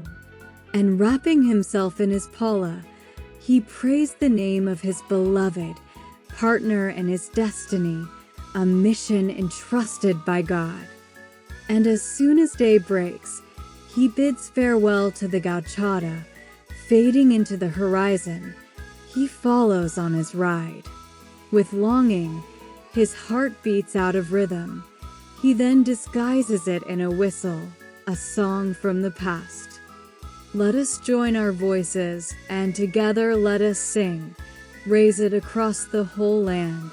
Sing it to the four winds.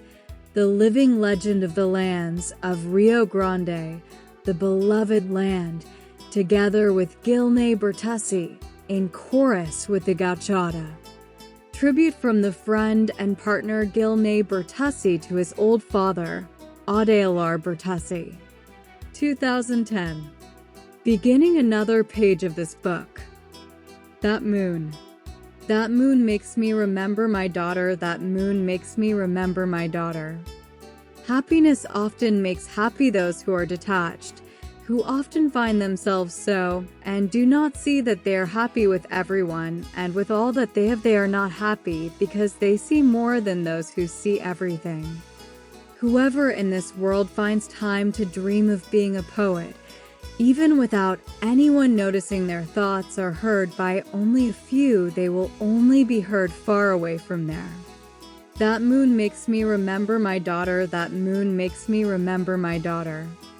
Whoever has age, little, average, or much, and uses the ear to hear, to truly listen, is a child in what they say.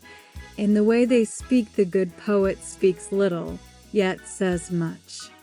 I, who go along those countryside paths that long ago, very young, I came to know on the horizon above some hills I see in the moon my memories, my living. That moon makes me remember my daughter, that moon makes me remember my daughter.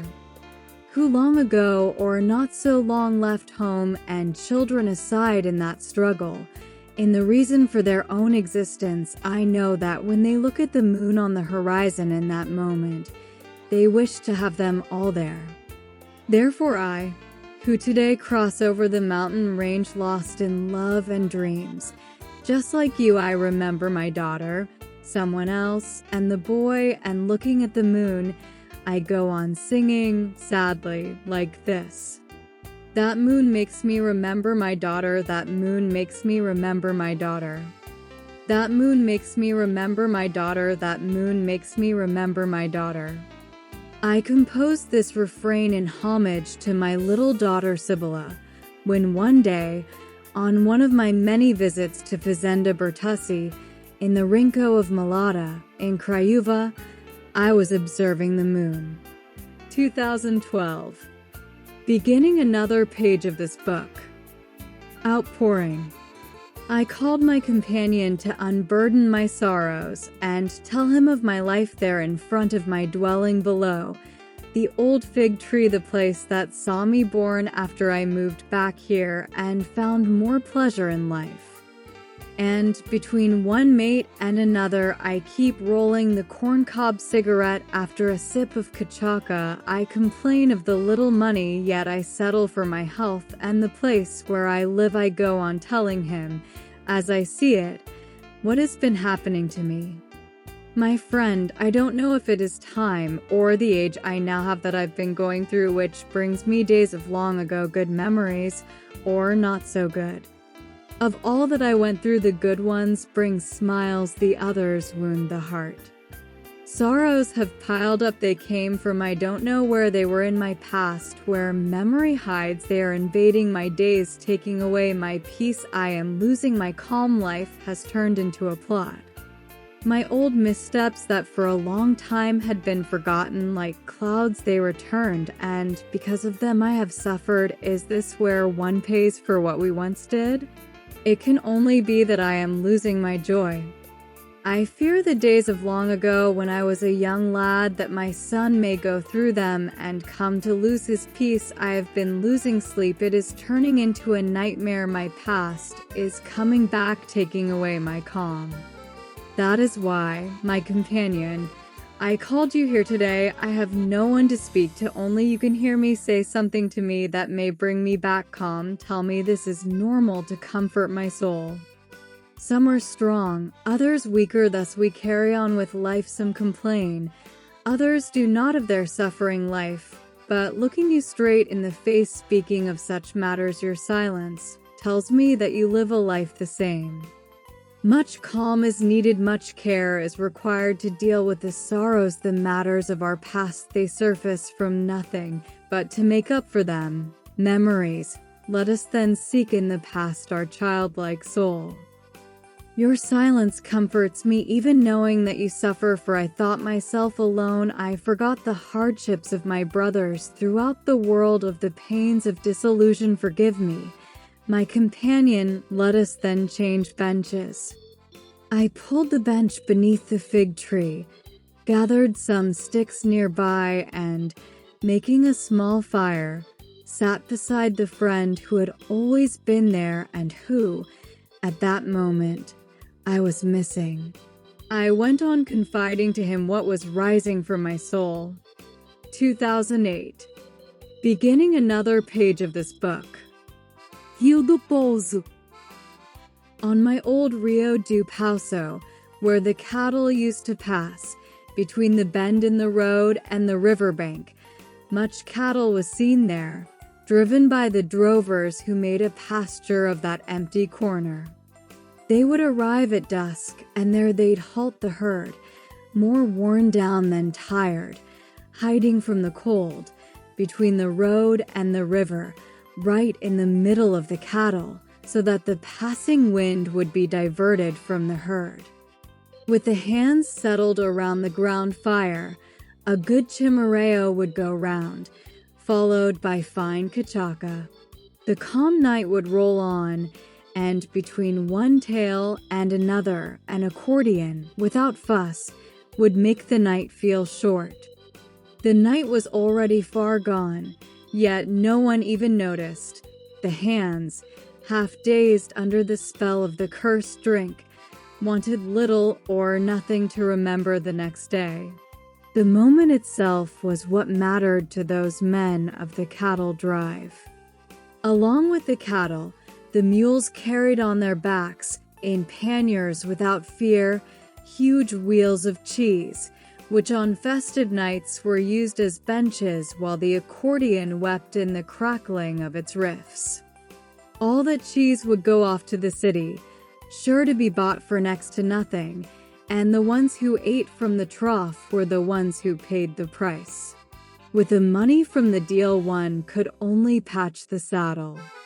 The driving itself was hardly worth the labor it demanded, and when frost came, rain and gales, lashing night and day, those men of the same hard trade, even their own wounds would forget amid the work. But that was not all. There were the road's ghosts, which by day were nothing, but when darkness fell could be heard roaming the hand, circling the camp, now in moan, now in lament, until even the cattle trembled. Hair standing on end was how one would be left if one heard it. If something happened, a noise, a shape, a flash fearing an apparition, hands went to the guayacas, gripping old guns or knives. They stood on guard. And even utterly exhausted, only in the deep of dawn would the rubber-legged hands risk a bit of sleep. Beyond the chirring of the crickets, if any sound was heard, the hands would cross themselves, seeing a haunting in it. The Gaucho is very brave, but he has his weaknesses, master of 1,000 feats, yet quite superstitious. Even being well-grounded, he sees hauntings in the night, and by such deception takes the sudden for the deceitful. History says that there, by the roadside, there was a stream where one day someone left behind a trauma. Zé Gamba washed his soul when, drunk, he fell. He left his life behind in that narrow, quiet sangha. They say that even the droves that pass through those ravines balk there, or in wild runs get lost deep in the night, left adrift in the open, unwilling to return to the road, and the hands won't go after them, not even with an amulet or a blessed branch. On that bend of the road one stops only if forced, for anyone who is wary veers to the other side, drives the herd on and disguised, claims to have an hour to meet, to deliver the cattle far from where it was marked. The place remained in history for the droves that halted there, for the nights spent on that stretch of ground. When they went to Tubarão to take that cattle, with an era at first light the hand would head off. Time kept moving on, and where the herd once passed the trail became a road, the river grew more stately, and as a well-kept legacy it stands in the annals of history, that place of glory, the old village of Rio do Pauso. With this poem, I took part in the Jamie Catano Braun Poetry Contest, held by the Estancia de Poja Criolla in June 2014, with the presentation of trophies and medals taking place at the Galpeo dos Oficiais of the Brigade, in Parque de Harmonia in Porto Alegre. The poem is dedicated to the place where I was born and where I spent my dear old childhood. Beginning another page of this book. Bonus. First place. Gauchesque Tall Tales Contest. Aparício Silva. Estância da Poesia Crioula. The award ceremony took place on July 29, 2014, at the Officers' Hall of the Military Brigade in Parque de Harmonia in Porto Alegre, RS. Beginning another page of this book. The Tale of the Horse Pescaso. Around the year 1922, in the outskirts of Craiova, when the first dwelling houses were beginning to appear there, and when, more or less at that same time, the buildings of Fazenda Bertussi were constructed by the patriarch Fioravant Bertussi, a man well known to everyone in those parts. During one of his many trotting journeys to the more populated localities, he received the task, at the request of a local rancher, of bringing back the image of a saint, for until then there had been no saints, image at all in that remote corner. Among the saintly images found in the town, Fioravant chose to take to his settlement that of the warrior Saint George, a saint he greatly admired, respected, and venerated ever since his boyhood days.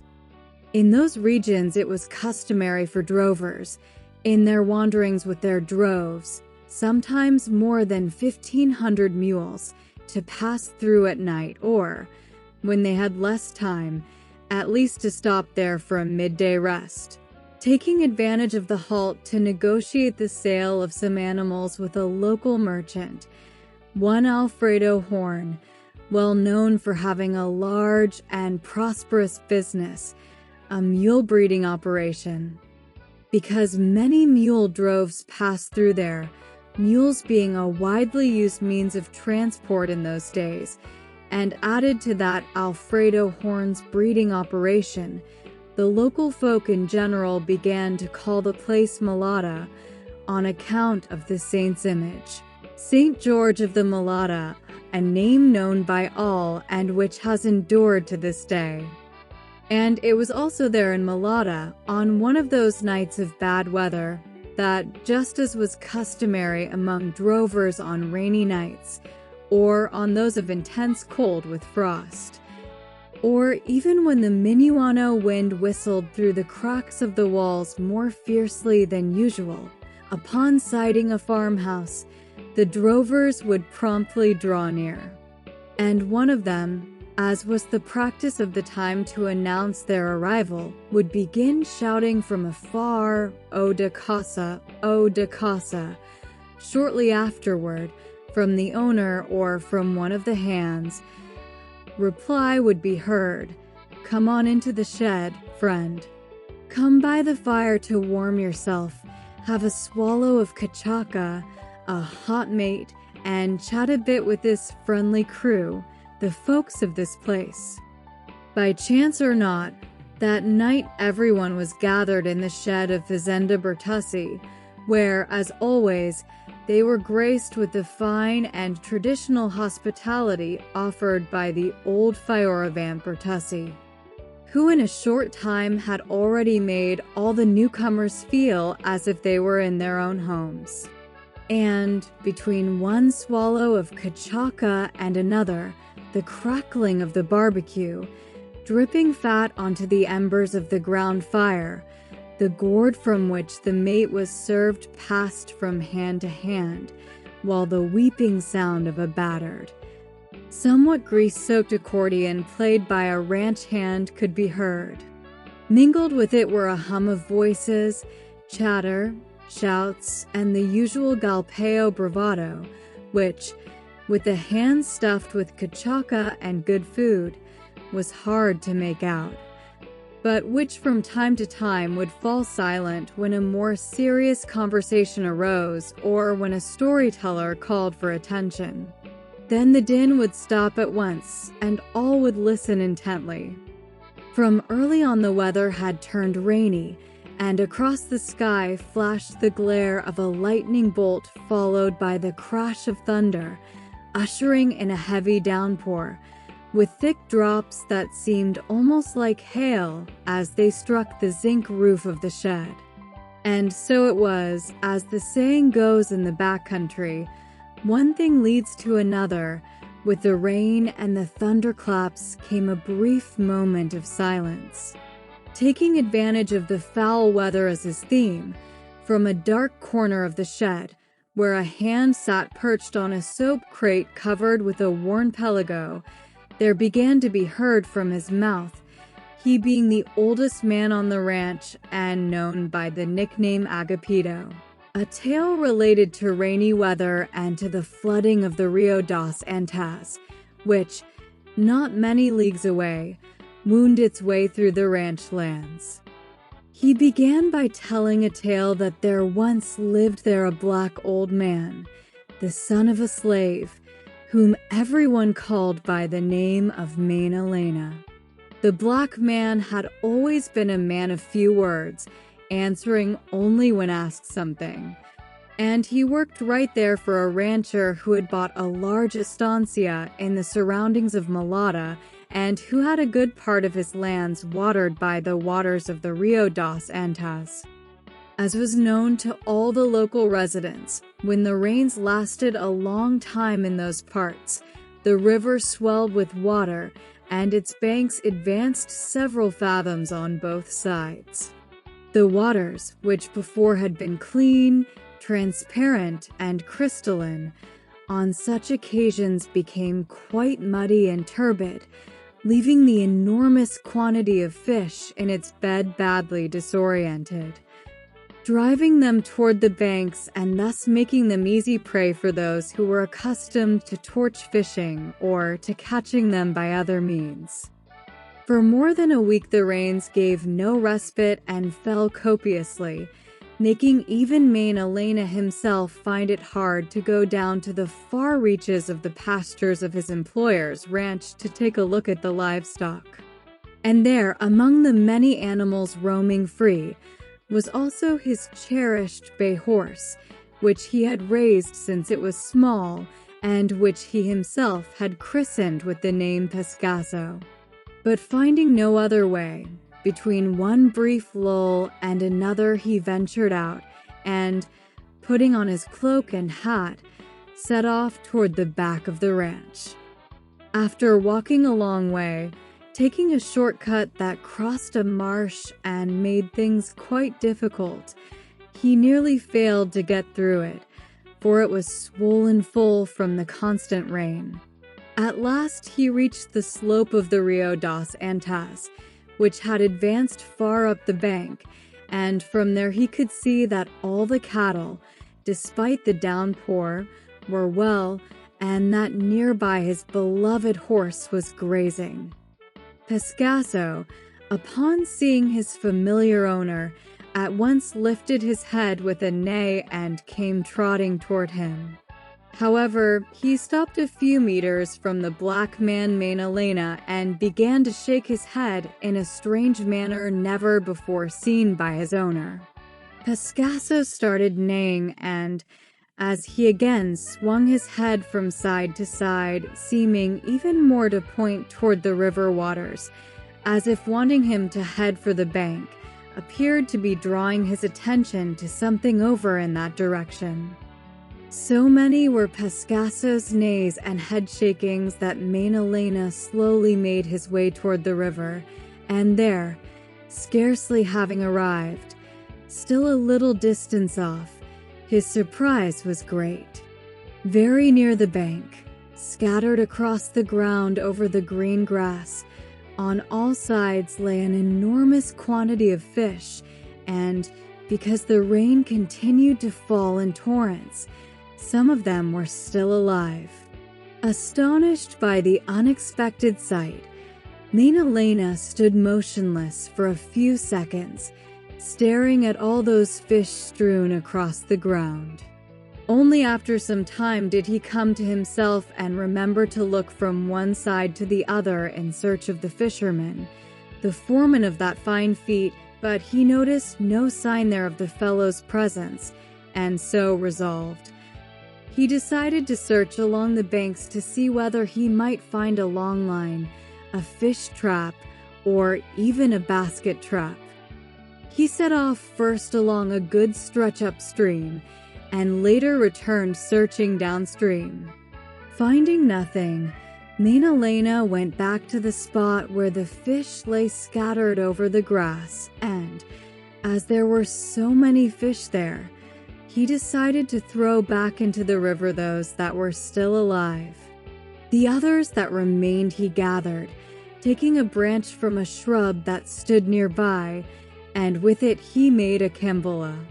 Yet before heading back to the ranch, he took one more look in all directions to see whether the fisherman, the owner of the fish, had appeared there or not. But nothing at all. Only his horse remained there nearby, with a manner he had never noticed before, as if only he were the one who knew the story behind that mysterious fishing.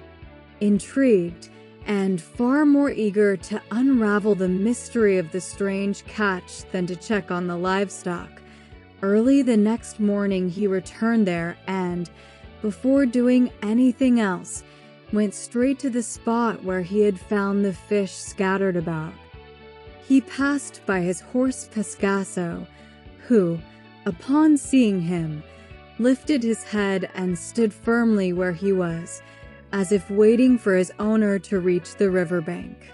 Old Maynalena nearly fell backward when he once again saw spread across the ground roughly the same amount of fish he had found there the day before, and, just as on that day, he again scoured the whole area along the river's edge, finding no trace of the mysterious fisherman. So once more he released the fish that were still alive and, preparing another kambula with those that remained, returned, as on the previous day, to his quarters on the ranch where he lived. But by about the fourth day, seeing that the same story kept repeating itself, he decided to take action. Even with the rain still punishing the whole backcountry, he resolved to stay hidden on the riverbank throughout the night and finally discover who the great fisherman was who caught so many fish and still left so many scattered across the pasture. At nightfall, scarcely had darkness begun when the black man Maynalena was already hidden among the foliage, waiting for the mysterious fisherman. He could hardly contain himself with anxiety, and by that hour it was already past midnight and still no one had appeared. He then felt great fear that he might be meddling with a wandering soul, a spirit from the other world, which did not please him at all. He pushed that sinister thought from his mind, imagining that at any moment the great fisherman would appear. And so he stayed there, but from then on with his eyes wider open than ever. Time seemed to crawl. Wrapped in his cloak, while the downpour beat down upon his flimsy shelter, suddenly, half dozing, Maynalena heard the sound of footsteps approaching, and so he shrank back even more to wait. This time he would know who the mysterious fisherman was, who secretly came there every night to fish. But it did not take long for disappointment to meet his expectations. He sensed that the moment to meet the fisherman would not come just then. It was not the time, for the one arriving at the bank of the Rio das Antas was none other than his horse, Pescaso, who came walking slowly, seeming to be very thirsty. Yet he appeared somewhat wary, hesitant to reach the river's edge. Finally, after much hesitation, Pescaso put his muzzle into the water, but quickly withdrew it again. And it was then that the incredulous eyes of the black man Maynalena nearly popped from their sockets, for his fine horse, every time he touched his muzzle to the river water to drink, would immediately pull it back as if receiving an electric shock. What happened was that a great quantity of fish, in an enormous bubbling, and at times even showing themselves above the water, quite disoriented and somewhat dazed by the turbid, muddy waters of the Rio das Antas would latch onto Pescaso's thick whiskers, likely thinking them some kind of food or insect. Pescaso, tossing his head back and trying to rid himself of whatever had clung to his whiskers, would end up flinging, with his head shaking, all the fish a good distance away, sending them flying up onto the slope, scattered everywhere over the green grass. Again and again the horse risked trying to drink, and just as many times the same story repeated itself, so that when he had barely quenched his thirst, there behind him, hopping over one another along the riverbank slope, there was already a good quantity of fish caught by Pescaso. The feet of the horse Pescaso spread throughout the whole region, and although no one except old Main Elena had actually seen that fishing, before long people began to appear from every corner, bringing their maras to breed with Main Elena's bagwell. Willingly and with hospitality, he attended to everyone.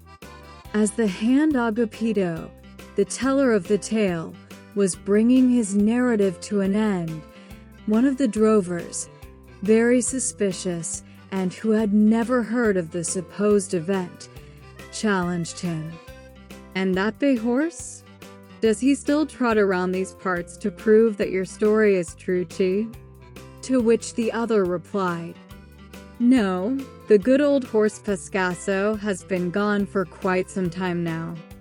And once again the drover questioned the hand Agapito.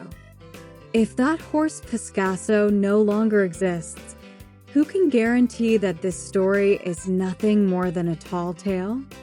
Then old Agapito, with the patience of his age, calmly, while rolling his corncob cigarette and thus concluding his account, answered his countryman.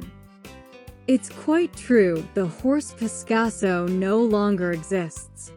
But he left behind many a pregnant mare, and right here in São Jorge de Malata, just next door, half a block away, in this very pasture, among many horses and a few mules, there is another bagwell with the same coloring, only named Picasso, grandson of the late Pescaso, who guarantees it to me and would not let me be here inventing such a story all by myself." Beginning another page of this book. Words from your neighborhood. Hello, friends. It is an honor and a joy to be able to say a few words about Valmir Zanellato. The friendship of Valmir and his entire family was a divine gift. A simple, pure, humble man, possessing all the qualities of someone who carries within himself the teachings of his parents and the values of a good family background. Valmir is a true surprise in the artistic world, sometimes composing lyrics, sometimes poems, stories, verses, and so on. I am happy to already have some musical lyric partnerships with Valmir, including some that have already been recorded on CDs, and I feel privileged to have his friendship. With his culture, humility, and life experience, he always ends up inspiring people in their projects and even in their daily endeavors. A poet always speaks with sensitivity and with the heart, and so it is with Valmir. I thank you for this opportunity and congratulate Valmir for his achievements, while at the same time wishing him even more success and glory in his new projects. Awarni Immerse. Gilney Bertussi musician, singer, composer, and instrumentalist November 2014. Beginning another page of this book. Words from Hélio Moreira. Valmir Zanellato publishes his third book and once again grants me the privilege of including a few words in it, which I do with joy and immense satisfaction.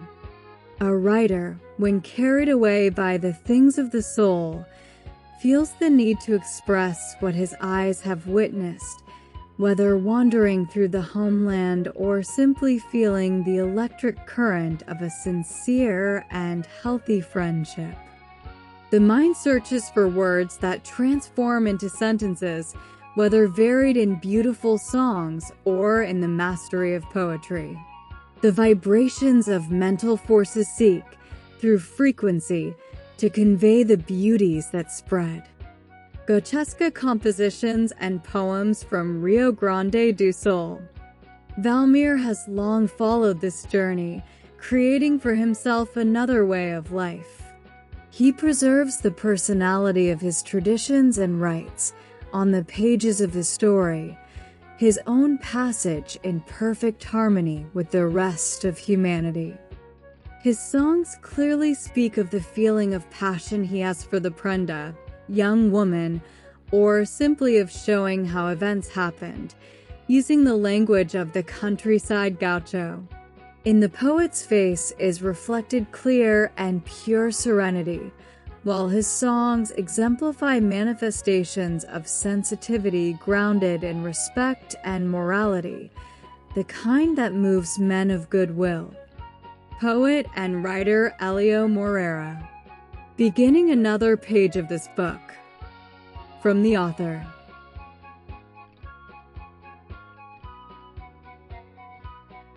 One from my window of time. 2. It's spring. 3. Gauchesco spirit for white souls. 5. It's the version. 6. There are melodies in every tulip. 7. The Gaucho. 8. The rising sun. 9. Aude l'Arbertussi. The drover of Gaucho music. 10. Aude l'Arbertussi. Complete edition. 11. Aude l'Arbertussi. The living legend of the homelands. 12. I never stopped being a child. Complete edition. 13. I never stopped being a child. Volume 1. 14. Sweet childhood. 15. Contemplating a life. 16. Above, far. Beyond the pyramids. 17. The symphony of serenity. 18. Once again. Try to be happy. 19. It's autumn. 20. In my next dawn. 21. Poet's Book of Torahs. Volume 1. 22. The perfume of Loisir's flowers. 23. Coffee with Poetry. Volume 2. 24. Clarice Sweet Blackberry. 25. Midnight, Midday 26. The Flight of the Butterfly. 27. Doors, Feet Evandro Elias. 28. Premashanti. 29. Flights of Time. 30. Serenading the Afternoons, Feet Azarito Arik. 31. Poems and Portraits of. Adolescence, Melissa Zanellato Diniz. 32. As Big as Our Dreams, Feet Erica Borges. 33. The Drops of a Feather, Feet Nilsson Leo Rocha Lummertz. 34. The Poet and the Moonlight. 35. The House on the Hill Road. 36. A Little Piece of Every Memory. 37. How to Become a Rich Person. 38. How to Become a Rich Person. Edition Booklet. 39. Coffee with Poetry. Volume 3. Poets of Torahs. 40. To You. Messages of Love. 31. Without Noticing, I Am This Way. 42. What Life as a Beggar is Like. 43. Italian Immigration. Family. 44. Italian Immigration. 1877 to 1878. 45.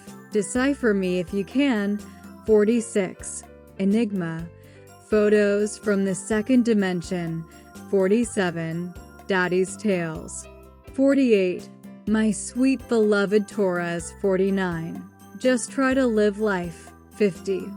The Boy Who Would Not Grow. 51. Do You Accept Yourself as You Are? 52. Between Backyards and Silences. 53. Stories and Tales of Gauchos. 54. In the Pulse of the Universe, 55 Tales and Legends of the Gaucho Soul End.